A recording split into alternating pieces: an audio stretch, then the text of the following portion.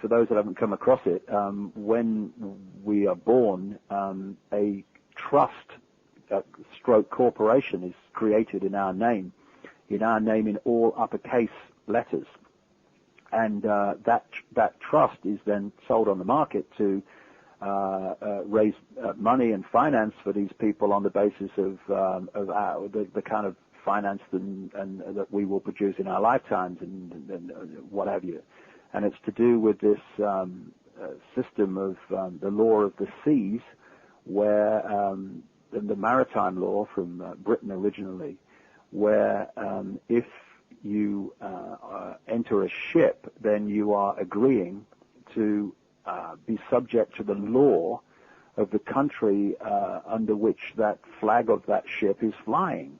And what they did is they then brought this law ashore so that if you enter a federal building, for instance, in America, and there is an American flag flying with a gold fringe around it, which I've been around America year after year for 15 years or so.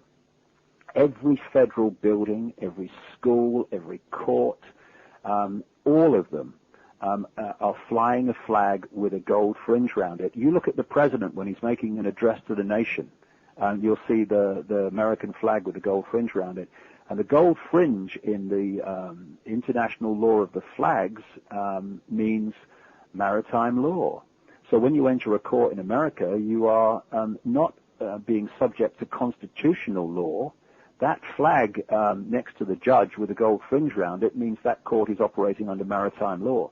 And I know, like I say, many people in America now who are challenging this system, some with success and some with not so much success, because in the end, if you are dealing with a system of justice and fair play, then this Freeman movement and the legal basis on which it's founded, which is to withdraw from this uppercase corporation and become the sovereign person and therefore not be subject to these laws and courts that we are under the system I've described, then that would work, because you would present the facts, you would present the evidence, and the courts would then say, okay, you're a sovereign person, you're not subject to these laws, you're not subject to these impositions. But we don't live in a society or a system that is based on fairness and justice. And in the end, under the system as it works, if some judge says, I'm not accepting this, then it's a lot of people have found it very difficult to go beyond that. So on one level, I think it's great, and some people are being successful with it. But in the end, we've got to cease to acquiesce to the system in other ways, in ways of non-compliance, so that the system itself comes down. Because until that happens, then even the Freeman movement is going to find it very difficult to overcome the system. When the system is not being fair and just and says, I don't care what your evidence is, I don't care if it's true, this is what's going to happen. Yeah, basically this is my court, what I say goes, and I didn't have a very good night last night, so you're going to cop my wrath. Basically. Yeah, a lot of people have found that, but some have been successful with it as well. Yeah, okay. What do you think about 2012 as well? All the talk about 2012, all the changes that are going to happen, whether it's going to be a spiritual change or the end of the world, all these things that people are saying. What's your take on 2012, David? Well, I have a different view on that. Big distraction, you think? Yeah, I call it the spiritual Y2K personally. I mean, I do see what some people are saying, that there's evidence of this, evidence of that, but you know, I don't buy it personally. And funnily enough, you would think I would, because when I started on this journey 20 years ago, it basically started when I saw a psychic in 1990, and she suddenly started bringing out all this stuff, and I'm sitting there thinking, you're having a laugh, that I was going to go out on a world stage and reveal great secrets. And well, she was totally wrong, wasn't she then, Dave? And the reason I tell you that story is because one of the things that came out was there is going to be a spiritual revolution in the world in your lifetime, when basically people are going to wake up from their amnesia. And of course in 1990 there was no sign of that. because of a vibrational change. The rise in the Schumann resonance. The rise in the Schumann resonance is rising, and it is having an effect on the organism. I truly believe that it is. It certainly is.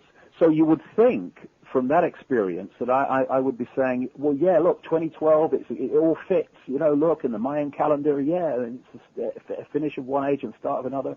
But I can't sync with it. I can't sync with it at all. And I have seen quite detailed articles which have pointed out that actually when you go behind the repetition of the Mayan calendar, and this is the story, that actually the evidence is not anything like there in the abundance that it is alleged to support the idea of this 2012 thing anyway.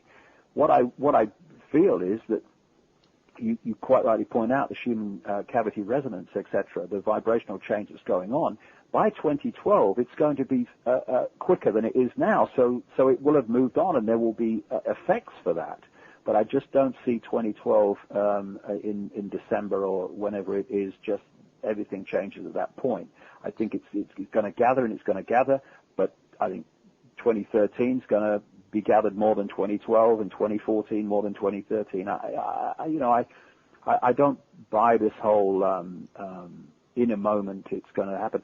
And in one way, it doesn't matter, except that I don't know where you found this, but I and some other people that run similar websites have had the experience of people saying, well, what's the point of doing anything? Because it's all going to change in 2012 anyway. Exactly. That's the thing that I've been finding, which has been quite a little bit horrific for me, like a bit scary to find people saying this. Look, I don't care about the New World Order because in 2012 the whole world's going to change. So I'm just going to sit back and watch the world turn to hell around me because I'm going to be saved by some spiritual renaissance. Yeah, and what's that? That's the equivalent of Jesus coming back. It's the equivalent of so many religious themes. If you get to 2012 and the Y2K doesn't happen, then we're going to look back and think, well, what a waste of the last 3 years or 3 or 4 years. I could have actually done something to change things, and I could have stood up and made a stand for humanity, but instead I waited to be saved in 2012. I find that quite scary. I think there is a possibility of some sort of rise in consciousness happening, but I think a lot of it is based on our free will and our freedom of choice and what we choose to embrace with our consciousness. And if we don't start stepping away from this fear vibration that we're locked in now, I think we're going to find ourselves in some pretty hot water. Yeah, interestingly, if you look at 2012, 3 years from now, by then, not only will the vibrational change have moved on and had its effect, but so will this whole gathering Orwellian state. These are crucial years, the next 3 years to 2012, both for those that are trying to put the lid on humanity and those who are seeking to remove it. It's going to be a very, very interesting time to be here and experiencing this real pivotal moment in human history in so many ways. Absolutely. Well, it's been lovely having you on the show, David. We'll have to call it an end there. We're pretty well out of time. Okay, mate. And hopefully we'll catch up again. Yeah, I'm sure we will. Thank you, Max. No worries, David.